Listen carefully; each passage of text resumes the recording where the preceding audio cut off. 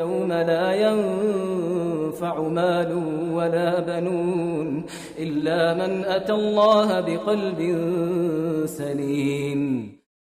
Bismillahirrahmanirrahim. Alhamdulillahi ghafirid dambi wa qabilit tawbi syadidil iqab. Bittawli la ilaha illa huwa ilaihil masir. Asyhadu an la ilaha illallah wahdahu la syarika lah. Lahul mulku wa lahul hamdu wa huwa ala kulli syai'in qadir. Wa asyhadu anna Muhammadan abduhu wa rasuluh.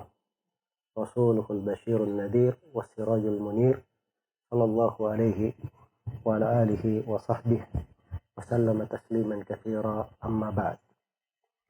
Kaum muslimin dan muslimat, para pendengar dimanapun Anda berada, Assalamualaikum warahmatullahi wabarakatuh.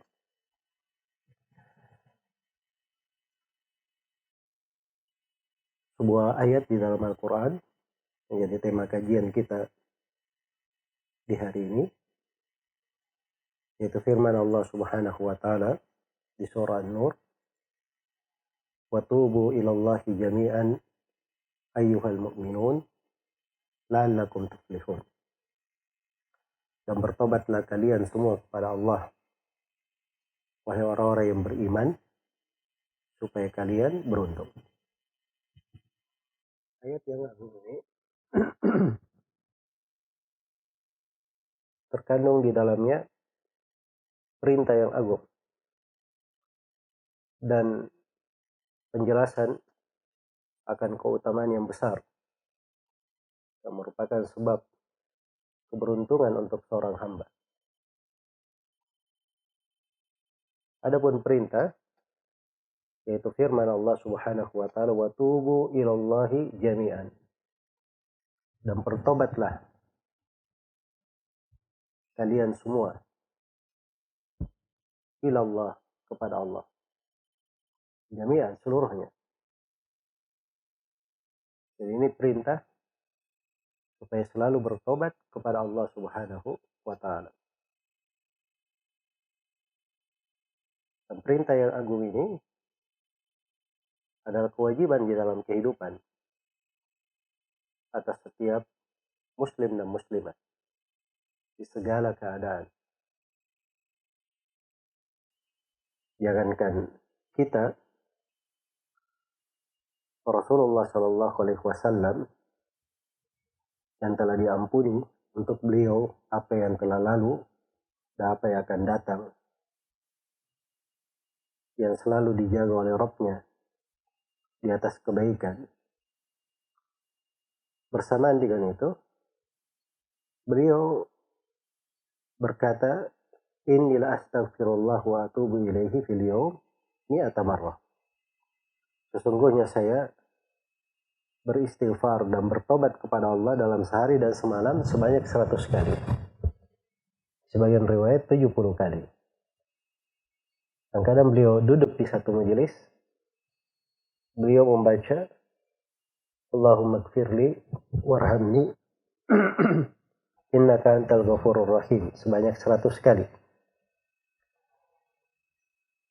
Maka kondisi beliau terus mengulangi istighfar dan taubat kepada Allah Subhanahu wa Ta'ala itu adalah kesempurnaan yang Allah jadikan pada diri beliau. Karena itu dakwah para nabi dan para rasul kepada umatnya adalah untuk selalu bertobat dan beristighfar. Nabi Hud alaihi salam berkata, wa ya qaum istaghfiru rabbakum thumma tubu ilaih. Wahai kaumku, beristighfarlah kalian kepada Rabb kalian dan bertobatlah kalian kepadanya. Nabi Salih alaihi salam berkata kepada kaumnya, huwa ansha'akum minal ardi wasta'marakum fiha fastaghfiruhu thumma tubu ilaih. Beristighfarlah kalian, kemudian bertobatlah kalian kepadanya. Nabi Syuaib alaihi salam juga berkata, wastaghfiru rabbakum thumma tubu ilaih. Beristighfarlah kalian kepada Rabb kalian, kemudian bertobatlah kepadanya. Nabi Nuh alaihi salam, faqultu astaghfiru rabbakum innahu kana ghaffara yursilis samaa'a 'alaikum midrara wa yumdidukum bi amwali wa banin wa yaj'al lakum jannati wa yaj'al lakum anhara. Maka saya berkata, beristighfarlah kalian kepada Rabb kalian, sungguhnya Dia Maha Pengampun. Kalau kalian selalu beristighfar, maka Allah akan menurunkan untuk kalian hujan dari langit berlimpah ruah, melapangkan untuk kalian dalam harta dan anak-anak kalian, menghamparkan, menjadikan untuk kalian kebun-kebun dan sungai-sungai yang mengalir. Maka istighfar itu dan taubat itu semuanya adalah seruan para nabi dan para rasul. Karena itu sifat khusus orang-orang yang beriman adalah dia selalu bertobat kepada Allah Subhanahu wa taala. Dan di sini dipanggil ya ayyuhal mu'minun, wahai orang-orang yang beriman. Seruan keimanan. Karena taubat ini adalah sifatnya orang-orang yang beriman. Di ayat yang lain, ya ayyuhalladzina amanu tubu ilallahi taubatan nasuha. Wahai orang-orang yang beriman, bertobatlah kalian kepada Allah dengan taubat yang paling murninya. Taubat yang sebenar-benar taubat. Iya. Dan ini tingkat yang paling tinggi di dalam taubat.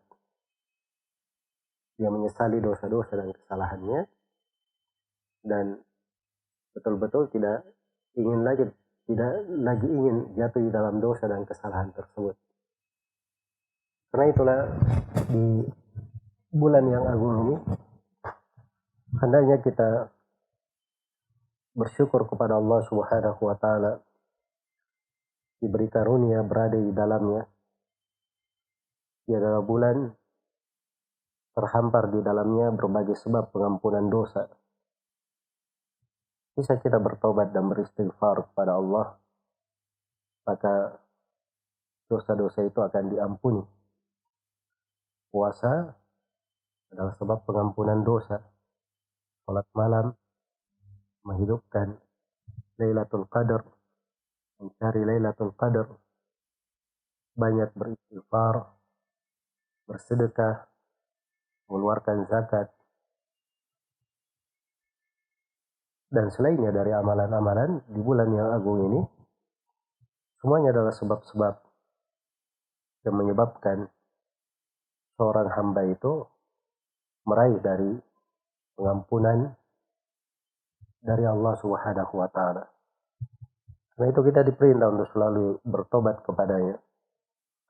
Namanya manusia tidak ada yang luput dari kekeliruan.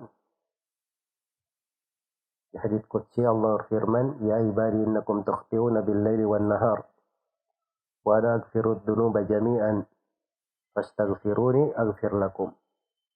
Wahai segenap hambaku, sesungguhnya kalian berbuat kekeliruan siang dan malam, sedangkan aku mengampuni dosa.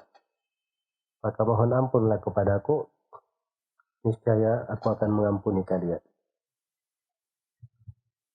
Maka taubat dan istighfar ini adalah kebaikan untuk seorang hamba. Selain daripada itu, dia adalah solusi untuk segala permasalahan. Kayaknya ketika Nabi Yunus alaihi salam berada di perut ikan, beliau berkata, la ilaha illa anta subhanak inni kuntu minadh dhalimin. Tidak ada ilah yang berhak diibadahi kecuali Engkau ya Allah, Maha Suci Engkau ya Allah, sesungguhnya saya termasuk orang-orang yang berbuat zalim. Pengakuan terhadap kekeliruan, kesalahan, dan dia bahasakan dengan bersandar kepada Allah, mentauhidkannya, itu adalah sebab besar yang menyebabkan beliau diselamatkan dari perut ikan tersebut. Dan dikata tidak diselamatkan, maka kalau disebut di ayat yang lain, beliau akan tinggal di dalamnya hingga hari kiamat. Maka taubat dan istighfar ini adalah suatu hal yang agung dan besar yang hendaknya dijaga. Pernah datang seorang kepada Al-Hasan Al-Basri mengadukan paceklik. Al-Hasan Al-Basri berkata, perbanyak istighfar. Ada lagi yang datang mengadukan tidak memiliki anak. Maka beliau berkata, perbanyak istighfar. Ada lagi datang mengadukan sedikitnya hujan. Maka beliau berkata, perbanyak istighfar. Ada lagi yang datang mengeluhkan kefakiran.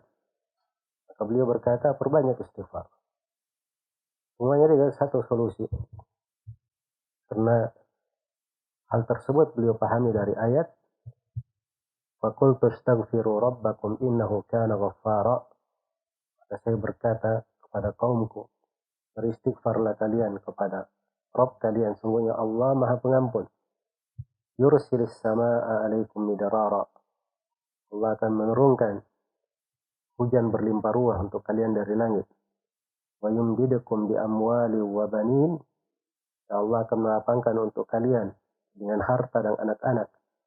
Wa yaj'al lakum jannati wa yaj'al lakum anhara.